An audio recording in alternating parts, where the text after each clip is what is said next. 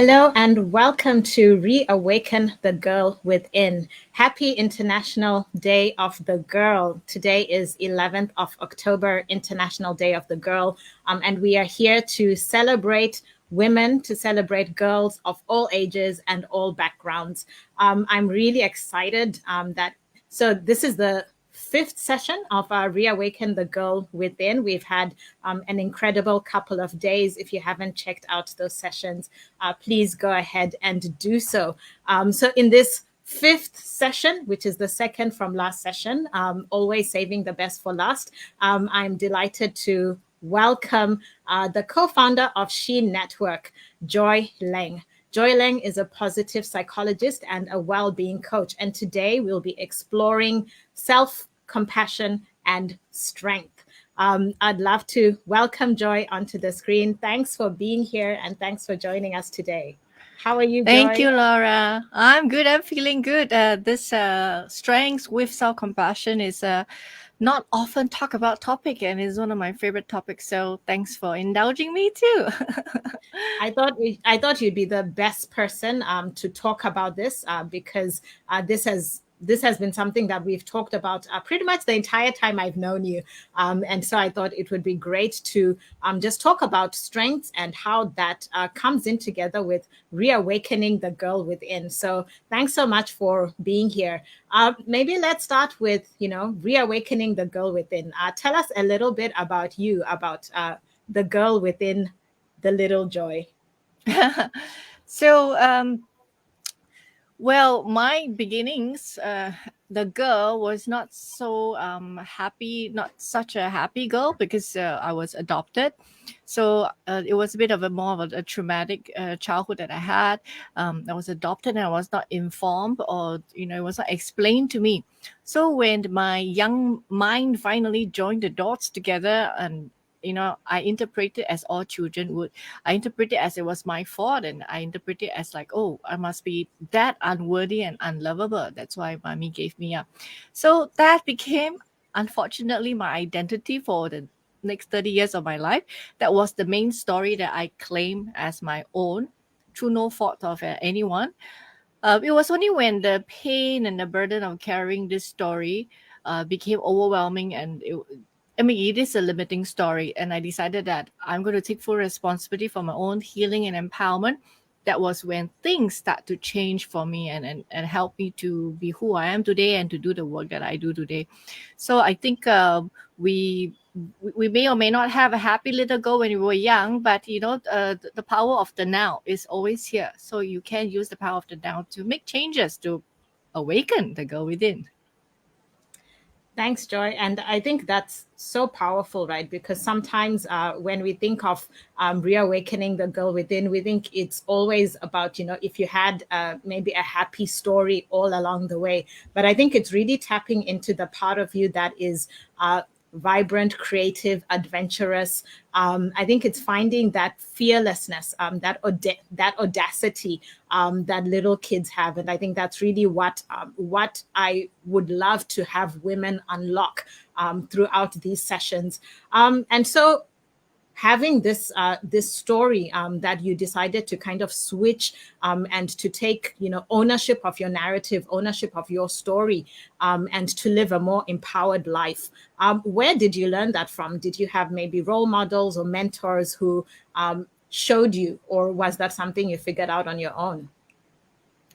I didn't have any role models because of what happened, and because of the story that I was telling myself. I withdrew from the world. I did reject any form of care or concern that might be shown to me. So I went into the world of books. I became a bookworm girl, and that is why love of learning is one of my top signature strengths, probably.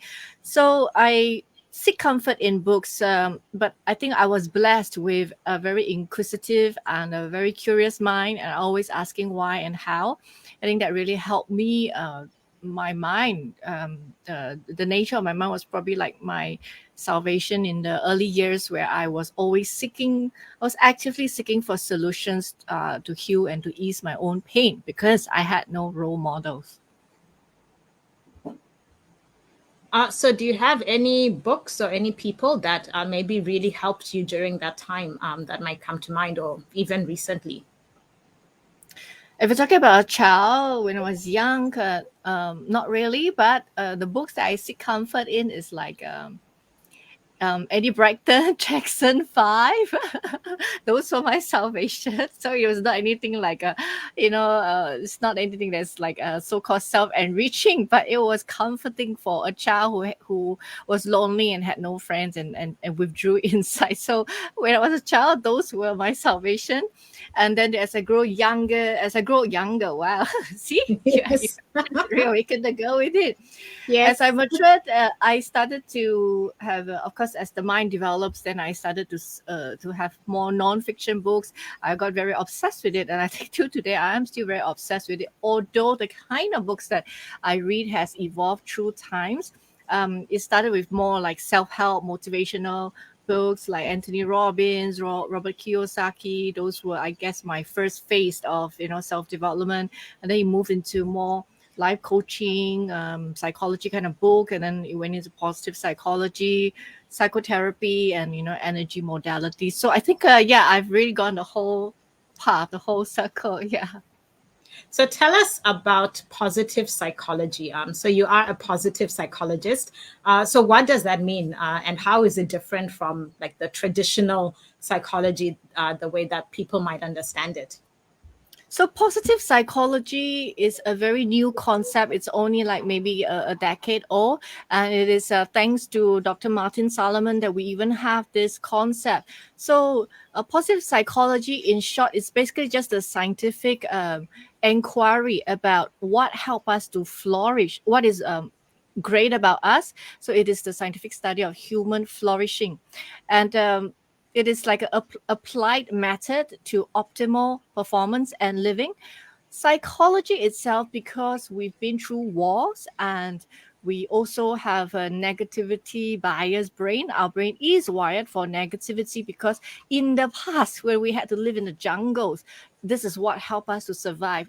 We are better off being having the ability to scan what is wrong with our environment, so we can take the first instinct to run, versus to scan our environment and see what's great about our environment. It would not have helped us survive then. So because of the wars that we've been through and because of the negative wiring of the brain, much of psychology before the advent of positive psychology is more tilted towards um, mental disorders, diagnosis, classification. So we had a lot of data about what's wrong with us, the mind, and so on. So positive psychology is, in a way, balancing the scale. It's basically investigating what's great about us, what help us to flourish, studying people who flourish, people who are mindful, people who are resilient, what makes them tick, and then using those data points to help the rest of us who might not be as resilient to be on par with the ones who are flourishing.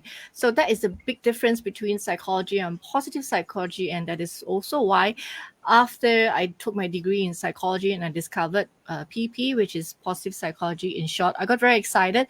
I decided that that is what I want to focus on, to specialize in. That does sound like good news for the rest of us to discover what it is that makes us flourish, right? So, as you said, I think Yes.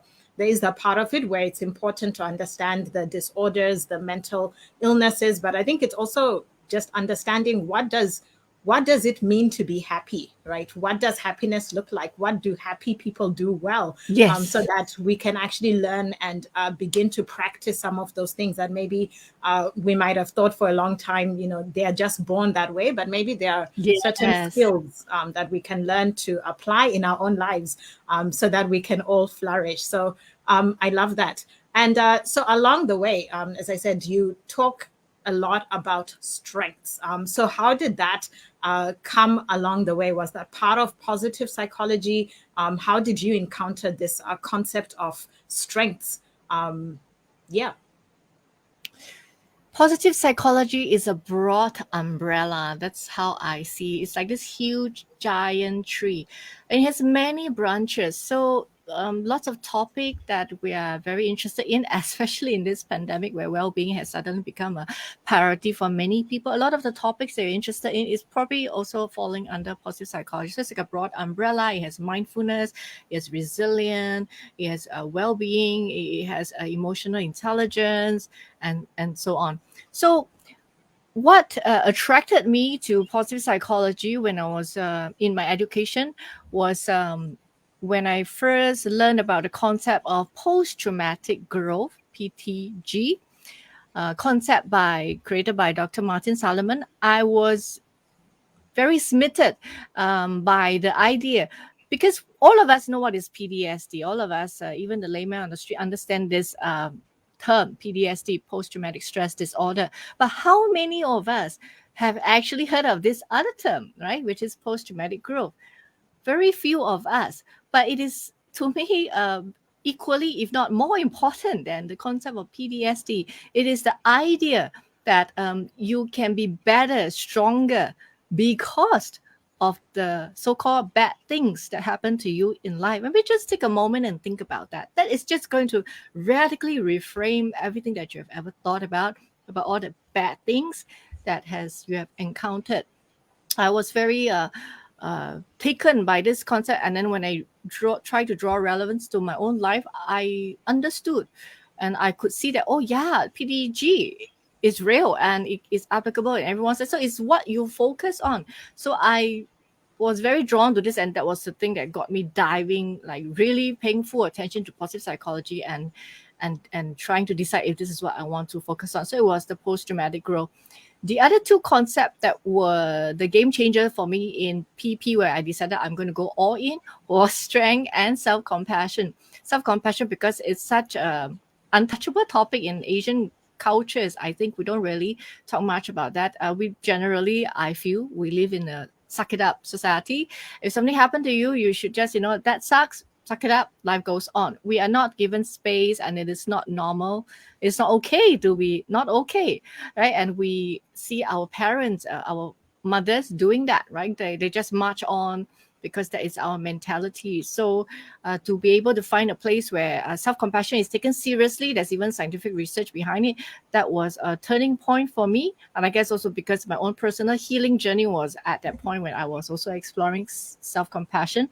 Then comes strengths. So because thanks to my positive psychology education, I learned that one of my top strengths is zest.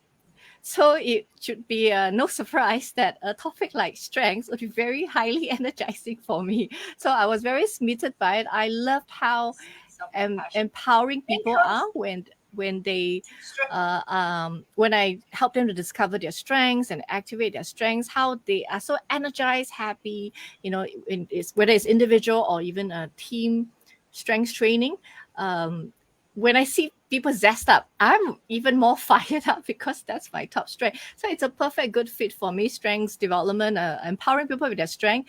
It just fit my top signature strength like a glove. So it's like a no-brainer. Like the more I coach people, the more I see them lead up, the more I lead up, and I want to be lead up, right? That's the way to go. That's I think a definition of flourishing. That's fantastic. So I think strengths is very broad. So could you help us understand, like, what is it that you mean when you say strengths, right? Because people are like, know your strengths, leverage your strengths. But what does that actually mean?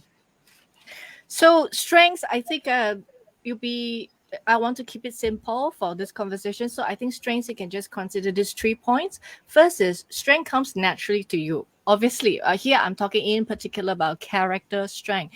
So when you're so good at it that you might not even realize it, and someone might have to highlight to you, then I hear it so often with clients and coaches. Really, that's a strength, but I thought everybody does that. No, no, no. So it is really worth the effort to discover what are your top strengths, and there's a free assessment you can do at viainstitute.org to find out what are your top character strengths and the sequence of your strength. So I think first is strength is natural. Second is strength is energizing.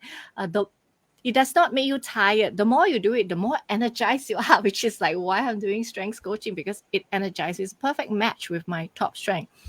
And also, clearly, the third one is an obvious point. Strength comes easily to you and you're very good at it. So you either don't have to have any training in it at all, or just very minimal training, you can just grasp it very easily. So strength is what you're natural at, it energizes you, and also you're very good at it. So when you think about the things that you do, you can list down what are your strengths, so you can do it by self-discovery. You can do this free strengths assessment. In fact, I would encourage you to do both, because it's also a very interesting discovery of the next level when you compare what you're written with what is scientifically proven.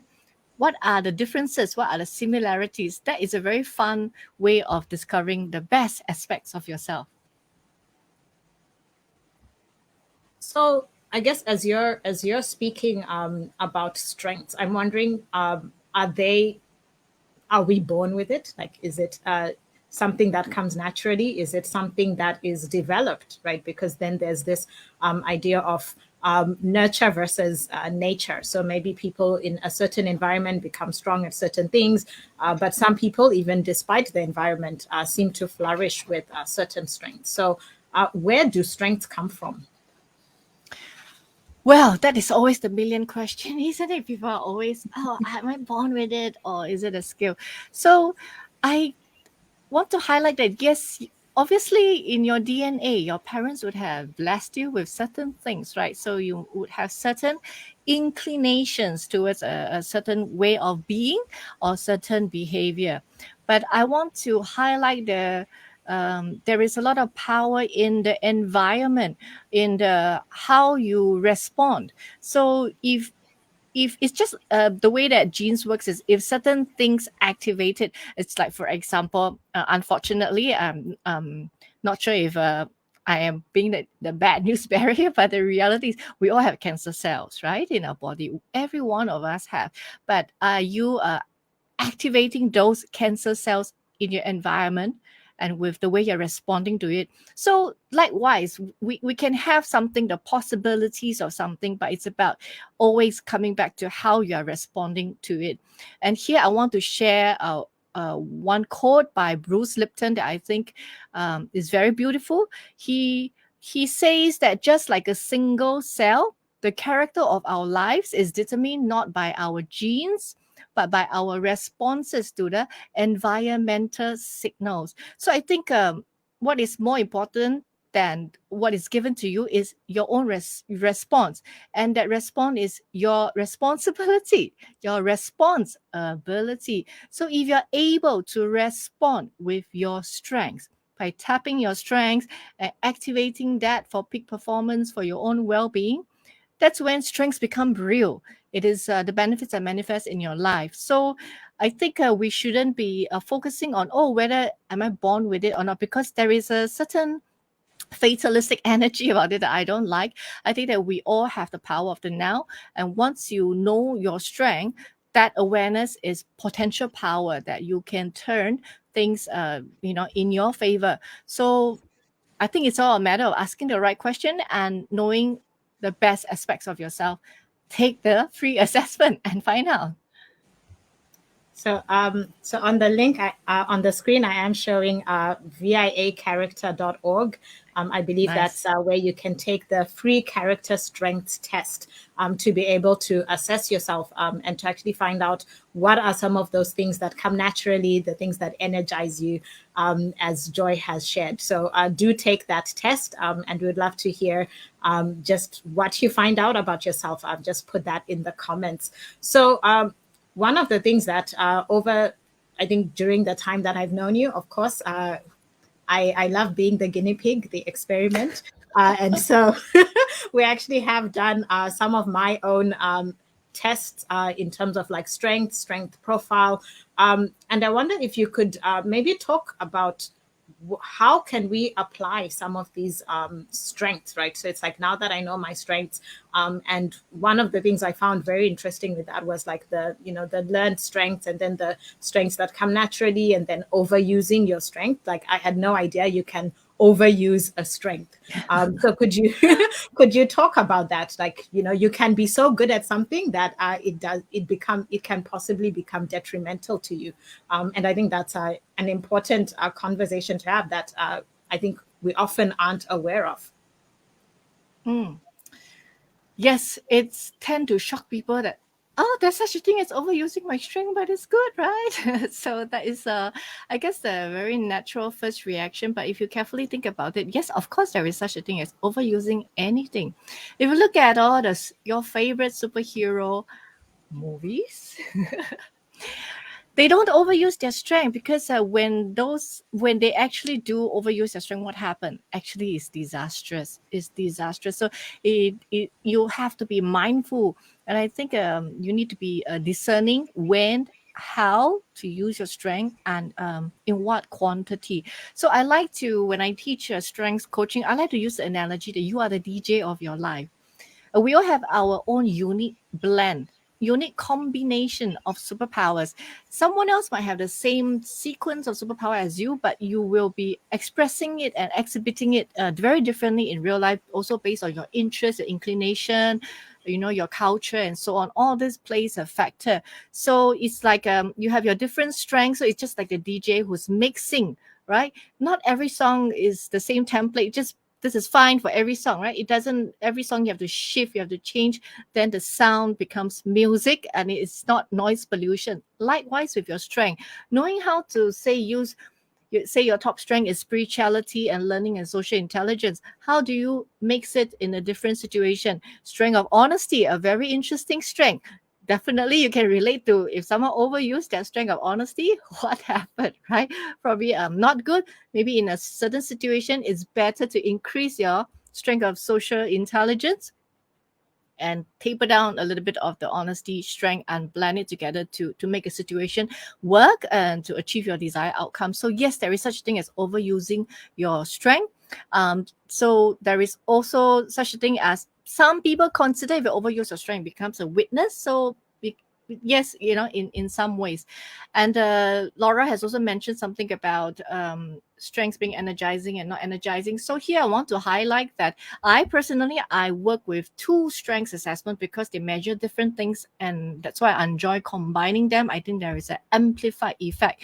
So that is something unique that I do, that I don't just specialize in a certain strengths assessment. I'm more interested in the person in front of me, rather than using this tool or that tool exclusively. So VIA is values in action, which is the viainstitute.org link, where you can find discover what are your top character strength. VIA is all about your character strength. And the other strengths assessment that I use is called Strengths Profile. It is very popular with organizations. And when I explain to you the 4 quadrants, you will understand why.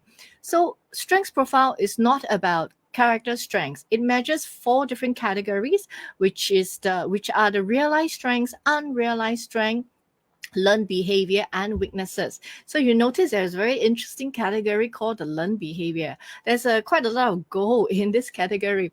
Firstly, here I just want to highlight that unrealized strength is where your biggest potential lies. So when I do coaching, I like to spend quite a significant amount of time in the unrealized strength, because remember, strengths energize you. Unrealized means you are not tapping on it enough. So you should take advantage of that. And I help client to discover how can we create more opportunities in your real life, so that you can activate and tap on more of your unrealized strength.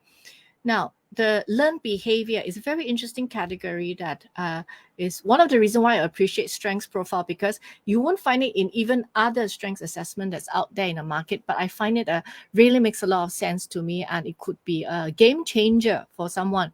So the learned behavior is basically an area where you things that you're good at, you have acquired. So it's like your skills, right? In our lifetime, we have accumulated a lot of different skills to cope, to meet with demands, work in life, in family, and so on. Now, learned behavior are what you're good at. However, that does not mean it energize you. That is huge. If you need to do it for a short-term project, yes, go for it, because you're good at it. You've really clocked the hours to be good at it. However, if it's a long-term project, then I would advise you to think about using it only when it's needed, at the points where it's needed. So it is like an in-out strategy when it comes to your learned behavior. And also do not, this is one very common mistake, do not confuse your learned behavior with your strength. Strength energize you. Remember, point number 2 is you enjoy it. The more you do, the more you enjoy it. It doesn't make you shagged. It doesn't make you very tired after that. You just want to do more of it. Okay, that's a clue. That's your strength. But if it's something that you're good at it, you can do it with your eyes closed. However, when you think about it, does it really energize me? Not really. Then that's probably your learned behavior, not your realized strength. So can you see how powerful, fun strengths profile is? So will you imagine when you do a coaching, you combine character strength, discovering what is your top character strengths together with what are your unrealized strength, learned behavior, how powerful that would be. And then you can mix and match your character strength. And then there's, of course, the last one, weaknesses. Very like a time bomb area during my coaching. Nobody wants to go there because it's depressing, isn't it? Talk about your weaknesses. However, again, that's what I like about strengths profile, where you talk about your weaknesses from the context of your strength, because remember you have your 4 quadrants with you from the context of your strength. So I now realize, wow, these are my weaknesses. Okay, so how can I use my strengths to offset my weaknesses? How can I lessen the times when I need to use this, which is my weaknesses, when you require, when needed? When can I use my learned behavior to offset my weaknesses? And you also have your character strengths if you did your V assessment, right? Does the weakness feel so depressing? Probably not so much, because you're looking at your weaknesses from the lens of strength. So you see, like living life, strength-based living, and engaging the language and the lens of strength is very empowering. So even when you have to talk about or analyze depressing things like your weaknesses, things that you're not so good at, it's like you're cool about it. So that's my experience with my clients. I think one of the it was actually quite powerful for myself, having gone through the strengths profile and realizing some of these so-called unrealized strengths. I think one of them for me was, if I'm not mistaken, it was I think it was something like spotlight, or something like that, where I actually have the capacity to, do stuff like this, talk to people, and actually be able to engage people, kind of, women in leadership limelight, right? So kind of bringing other people into the limelight and sharing their stories. And so I think really having that profile of what is it that is unrealized. I think the other one for me was being a catalyst, right? To invite other people into partnership and help them to realize their strength, partner together with projects. So I think there is a lot of value in actually exploring some of these strengths. And you might actually find new avenues opening up for you that you may not have actually realized that are there and that are possible. So, Joy, you've talked about the work that you do with women, and you've said, I think in some of our conversations that there have been some shifts in terms of how you work with strengths, and you talked about a kind of yin yang approach that you are now using that has evolved over time. What was that shift, and how has it changed how you're working with people now? So thanks to my Qigong instructor training, I'm viewing everything from Yin and Yang, and it's quite a transformative for me, because I find that, yeah, it is really a way of living. But even before I started my Qigong instructor training, I was already moving in that direction, based on my observation from my clients and also of myself. Like, take for example, last year when the pandemic struck, I feel very privileged to have learned everything that I've learned in life. Taking full advantage of my top strength of love of learning. I have certificates and education and certs in anything that you can think of. I probably have a cert in that.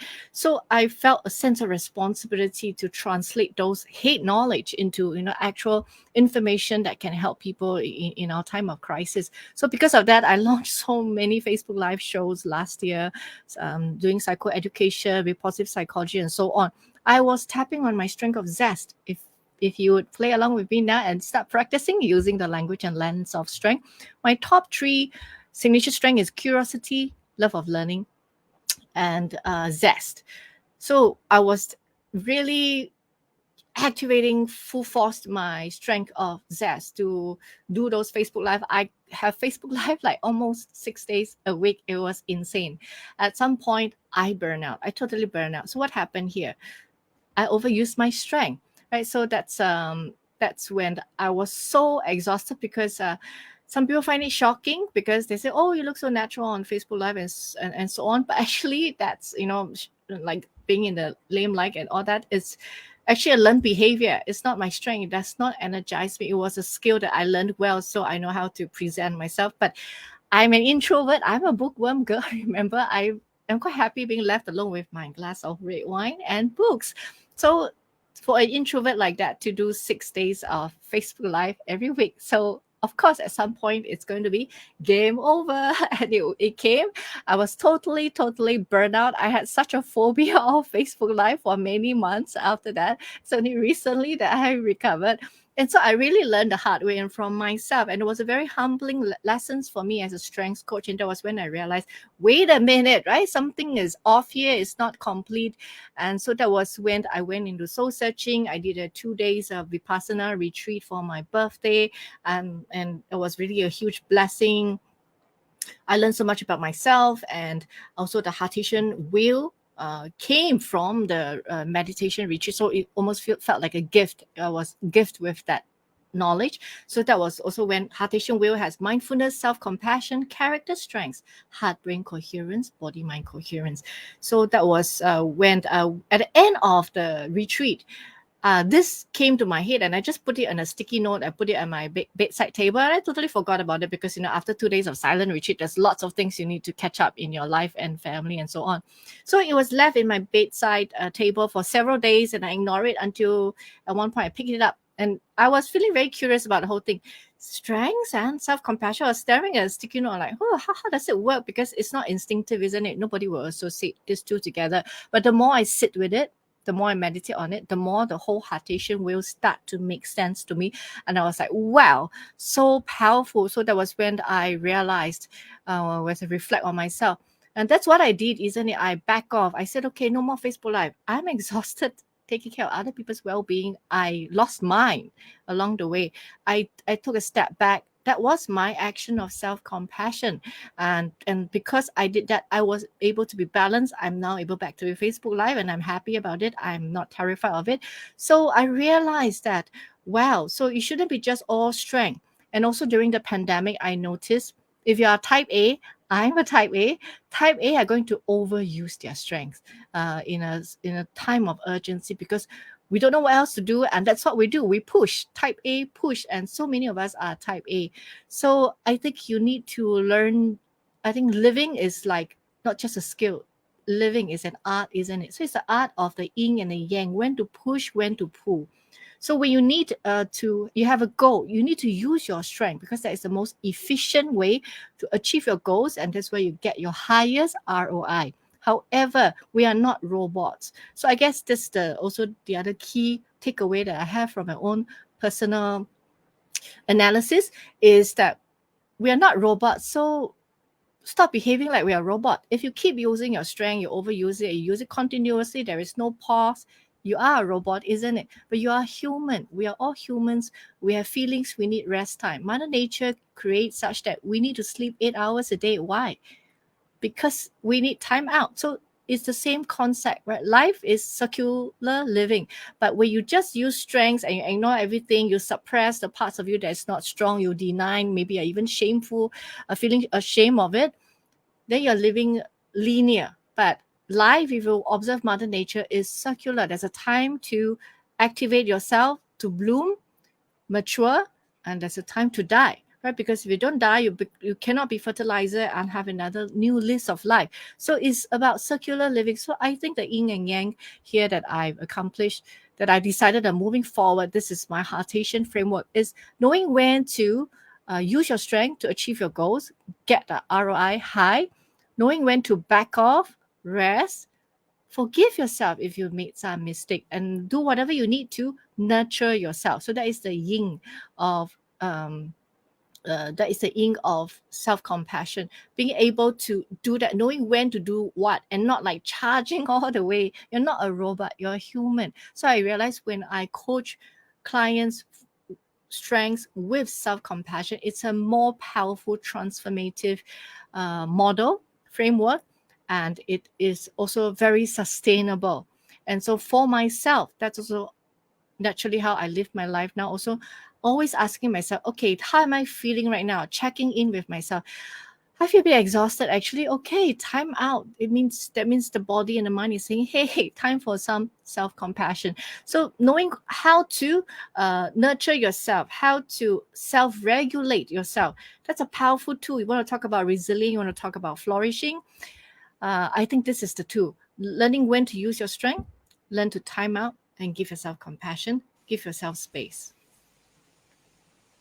I think that's a wonderful lesson. And I think it's one that I myself, I think similarly have also been putting into practice, really learning to not just be go, go, go, go, just focus on productivity, but actually learning to give myself that leeway and that space of self-compassion, especially after going through a very difficult season earlier this year. There was, this tension of how much should I start pushing myself sooner rather than later. And I love what you talk about sustainability. And so I had to step back and say, yes, I could start, at full speed right out of the gate, but will that be sustainable? Does that actually nurture me? Have I given myself sufficient space to strengthen my foundation so that I can continue building on those strengths? And so I think it's such a powerful thing to really be able to step back, especially during those times of, when there is this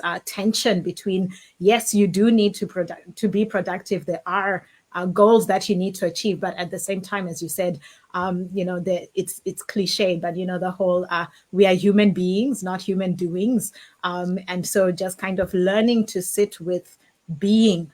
Who am I being? How am I showing up? Am I actually taking care of myself so that I can actually do everything else that I meant to do? And so I think, you talk about acknowledging and soothing the parts of us that are afraid. What does that mean, and what does that look like in practical terms when maybe someone's at this point where they are like, yes, I do need to honor my feelings. I do need to sit with that. What does that look like? I think there is a psychotherapy modality called parts therapy, and it basically talks about the concept that our personality is comprised of several parts from our subconscious. We all experience that in our daily life, isn't it? Where there's one part of us that is so excited and wants something. There is also at the same time another part of us that is fearful about this thing that we want. So even in NLP, as Laura, you would know, NLP also have many techniques in addressing that the parts of you that's in conflict. So if you can resonate with that, guess what? You're normal. Good news. So the thing here is you want to be in alignment. So you're being able to acknowledge the all parts of yourself instead of acting brave or sucking it up. It can be a very liberating process to actually admit that you are scared. Okay, if you belong to that category. On the other hand, if when you're in fear, being able to acknowledge that you do have parts that are brave, that is strong, and that can also be very inspiring for you to take action and to have reprieve from anxiety and from disaster mind. So being able to acknowledge every part of you. So really, we are also coming back to self-compassion, the yin and yang of self-compassion. So when it comes to yin and yang, for my training, I talk about actually three different parts. One is the yin and the yang of strength, the yin and the yang of self-compassion, and the yin and the yang of using strength with self-compassion. So when it comes to strength, the yin and the yang simply just means knowing when and where and how and in what quantity to use your strength, right? So knowing when to use it, when not, and make sure that you're not overusing it. So the yin and yang of strength, making sure that you're striking a balance. The yin and the yang of self-compassion, what does that mean? The yin of self-compassion is the part where you nurture yourself. It's about mothering yourself. It's like the tigress that is licking its cub, nursing them while they're sleeping and so on. So it's you having that cup of tea and time out is you allowing yourself to have that nap.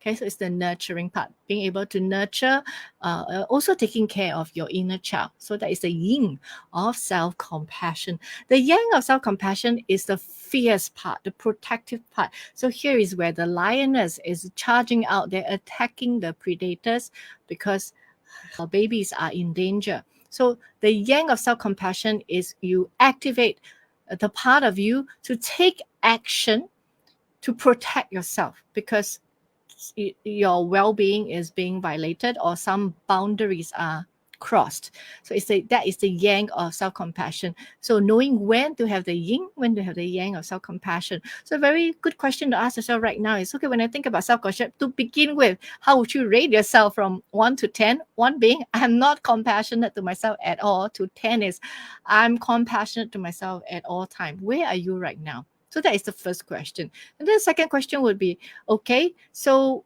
what do I have more of? Regardless of what number you are on the scale, do you have more yin? Do you practice more yin or do you practice more yang self-compassion? Right? What do you then from there you will naturally know what you need more of because you want to strike a balance. And also depending on your current context and situation, what do you need more of? Oh, so self-compassion is no longer. So what I loved about why I come up with this concept is because self-compassion is hard to grasp, isn't it? It's like, what exactly is it? Because we're not taught in school, unfortunately. Hopefully the generations to come will have all this very important psychoeducation, but we don't. So I found it very helpful when I come up with the yin and yang self-compassion to explain to the client. Then they're like able to categorize and analyze. Oh, okay. Well, yeah, I think I need more yang. I don't speak up for myself enough. I realize that I always keep quiet. I don't speak my truth. I don't say no when I actually really mean no. I would just say yes. So having that self-discovery using the yin and yang of self-compassion is very empowering, very powerful. And then there is the yin and yang of strength with self-compassion, meaning the yang is using your strength. The yin is being able to accept yourself if you have made any mistake, and you don't beat yourself up and say, oh, why didn't I use my strength? No, don't go there, right? So knowing when to do the yin, which is self-compassion, when to do the yang, which is to use your strength to achieve your goal, when to balance it, the yin and yang of using strength with self-compassion. So these are categorized way that can help you to really put all this in action so that character development, strength development, and self-compassion is not vague and you cannot really know how to quantify and how to apply in your life. So using these categories would be helpful for the mind because the mind always need a sticky framework. Very helpful, very practical as well. I love how you talk about almost that nurturing isn't just like the soft part of yourself. It's also the stepping out, the protective parts of yourself. Yes. Yeah, I think that's so good. But what's the ultimate goal, right? As you bring this yin and yang together, as you create, you've talked about like coherence between like heart and mind, body. Now I'm confusing myself. When you talk about the coherence between heart, brain, and mind and body, what's the goal in kind of bringing all of these together and creating this sense of coherence? So the coherence part is very common for people to be confused. So you're good, you're normal, because coherence is not our daily word, isn't it? It's not like a word that we like being strong, using your strength. That is an everyday language, but coherence is not, which is also exactly the reason why. Well, there's two reasons why I'm using the word coherence. One is because Heart Math Institute use this term. That is the exact term. So I need to honor that because that's where my training comes from. Secondly, is also because it is not a common word, we need to bring it into the community. Just like self-compassion is not really a common word, isn't it? Being kind to others, we get it. Self-compassion, what is that? Right? Like I even have clients, I have one client that really left a deep imprint in my heart and really, I think, started burning my flame, my determination even more when she stopped me in the middle of coaching, and then she was trying to understand what exactly I mean by self-compassion. And this is a lady in her like older than me, like she maybe in her late 40s, 50. And she stopped me and then she said, wait, this self-compassion thing that you're referring to, it like, do you mean self-pity? Like in that split second, she completely Oh, shattered wow. my heart. So I was like shocked, and I was trying to not show my shock. But that was when I realized how important my work was and how I must press forward, because we really need to psychoeducate. Self-compassion is really like, a lot of people have no clue what it means. So likewise with the word coherence. So I want to keep bringing up this conversation, keep using these terms until it becomes hopefully one day a part of daily life. So for coherence, basically it's just meaning, if I were to put it in layman's terms, just being in sync, just being in coherence. So when you are able to mean what you say, what your mind is thinking, and you're able to say what your mind is thinking, and your body is feeling it, and your behavior, you're exhibiting action that is in alignment with what you're saying, right? So it's about having that alignment with the heart, with the mind, with the body. Actually, really is as simple as that, being in alignment and walking your talk and all that common quotes that we have. So heart brain coherence is at the heart of the research in Heart Math Institute, and this institute is a non-profit institute that does a lot of research, scientific research about what can help us come into coherence. So when you're in a state of coherence, that is a state of well-being.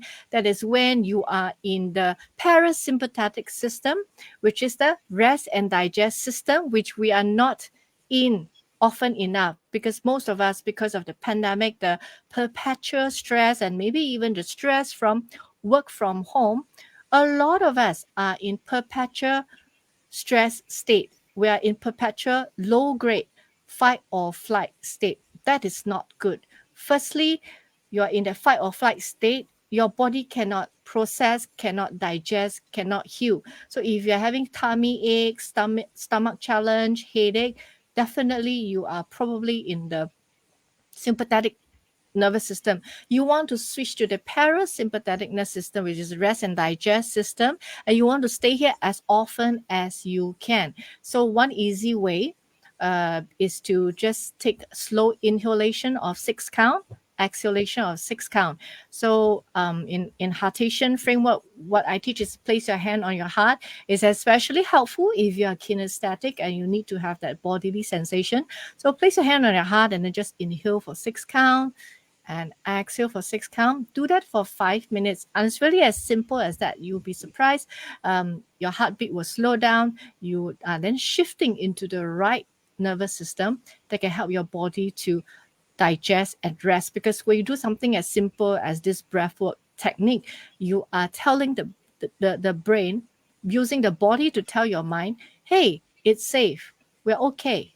And then that's when you can calm down, you can focus, you'll be less stressed, and your body can digest and heal and do all the important processes that it might not be doing because you're perpetually in stress state. So when you're in coherence, that's when, as you can see, the benefits are great, right? Because you'll be relaxed, you'll be calm, you'll be focused. It's definitely going to help you in your well-being. It definitely also will help you in building your resilience, because all our energy every day is finite, it's not infinite. When you're in coherence, the more often you're in a coherent state, the more your energy can stretch for the day. That means maybe normally by 7 o'clock, you are so dead, you have no energy, you are depleted. Maybe if you make an attempt to be more coherent throughout the day, maybe your energy can last to 10 o'clock, because it is also about emotional regulation and it's about energy optimization. So you can see coherence is everything. Positive psychology, well-being, resilience. If you can master this thing about being coherent with your body, mind, and the heart, you can really stretch. a long way, you can make your day count. Wow, that's fantastic. And as you were sharing as well, what came to mind is, I think just even as you said, put your hand on your heart. Maybe if you live alone, and you have been alone throughout the pandemic, one of the things that happens is you become touch starved, touch Yes. hungry, and so actually that act of actually touching yourself also does soothe your system. And so I think it has multiple benefits that you could get just by practicing. These are very simple but very powerful and effective techniques that you've shared. So thank you, Joy, for being here. And as we begin to wrap up, I love how you've tied in like so many different concepts from, strength and self-compassion. Just as we talk about, nurturing oneself, both, giving yourself that compassion, and also being able to recognize maybe when your boundaries are being crossed and when you need to step out and protect yourself. And so I think all of these are different ways that we lose touch with who we are. And that's why I think it's so important to reawaken the girl within, by reconnecting with who we are. What am I good at? Is this a strength or is this a learned behavior? Mm. Is this, am I, are my lines being crossed? Do I need to, step up in which form of self-compassion do I need to utilize? And I think, this conversation has just been so rich, with lots of insights and learnings. And I really appreciate that. So as we close, what would be maybe your key message, right, for women who want to, reawaken the girl within? So like, what does that mean, and how might they be able to do that? I think first and foremost, this is a huge one. Give yourself permission to shine. Sounds so simple, but lots of us, we kept our shine. So give yourself permission to shine, use your strengths. And also give yourself permission to fail. Practice self compassion. I think these two points are really important. Celebrate all your wins, whether it's big or small. Celebrate all your wins. Laugh at your own mistakes. Because what is the big deal? Most of the time, when you analyze it, actually, it's really not a big deal. Hug your inner child, because the parent, being a good parent is not your parents' responsibility. Actually, is yours. Your parents, they are bonus, but you're a mature adult now. It is your responsibility to be a good parent to yourself. So hug your inner child and awaken your joy. If you do all of this thing, I'm sure it will be awakened. The girl will be awakened. I think in some of the previous sessions, we've talked about creating a safe space for yourself to operate, and I think it sounds like you're talking about something similar to awaken that joy and awaken that girl within, by creating and cultivating yourself as a safe space, creating your own safety, and then being able to express that internally by becoming confident in who you are, and then being able to step out. So for yourself, Joy, what's next? Where do you see yourself? What are you working on? What does the future look like? Well, I'm full of plans now. I'm really excited about so many things. So I feel really blessed to be at this part of my life, having like celebrated my birthday a few weeks ago. I feel like I'm in a next phase of my life, and I'm excited about um, being able to support others to align with life and to flow with ease and to really spark joy with zest, because that's my superpower, right? To looking forward to having fun conducting spark joy distress workshop for others, awakening more hearts with the Heartation framework, empowering more she's with the She Is Ikigai Resilient Coaching, writing more books since being an author has always been my childhood ambition, waking up more bodies and minds with Qigong classes, more dancing, and red wine. Ending that on a high note. Thank you, Yes. Joy. So where can people find you? Where can they connect with you? So you can check out heartation.com, heartation.com, or our Facebook page is Joy Super Pack with Joy Method. And I'm on LinkedIn, so you can just Google Joyling. My surname is unique, so I'm sure you'll find me. So JOYLENG. Fantastic. Thank you so much, Joy, for being here and for joining us for our Reawaken the Girl Within. So this is hosted by Women in Leadership Limelight, and we talk about the success path. So it starts with embracing your path, enhancing your skills, empowering your team at work and at home, and then embodying your legacy. And I think, Joy, a lot of what you've said can fit into multiple parts of this success path. I think, especially when it comes to embracing your path, having that self-awareness, self-discovery, creating that vision, as well as, strengthening your sense of grit and resilience. And so I do encourage the women to take the strengths test and do follow up with Joy as needed. So thank you so much. So as we close, what are your closing words? What are your thoughts for women in leadership as we chart the way forward? I think that it will be the same advice as what I've shared about reawakening the girl within. I think, work on being your strongest and kindest self. Give yourself permission to shine, use your strength, give yourself permission to fail, practice self compassion, and, hug your inner child and laugh at your mistakes. So when you do all this, you are walking the talk. And I think really the best way for female women leaders to teach is to walk the talk, to embody, because I think at the end of the day, people don't hear what you say, people are watching what you do. So when you walk the talk, you are giving other women permission to do the same. I love that. I always talk about, leadership isn't just what happens when you're at the top of the mountain.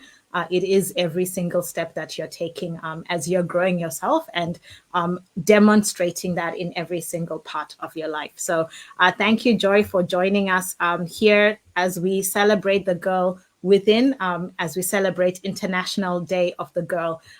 International Day of the Girl was created by the United Nations to celebrate the achievement and the potential of girls.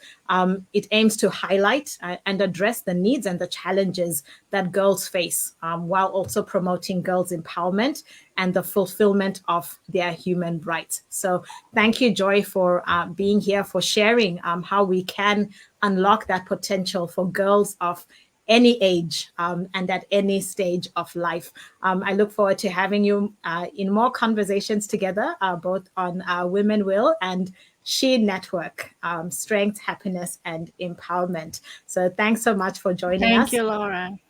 Take care and talk soon.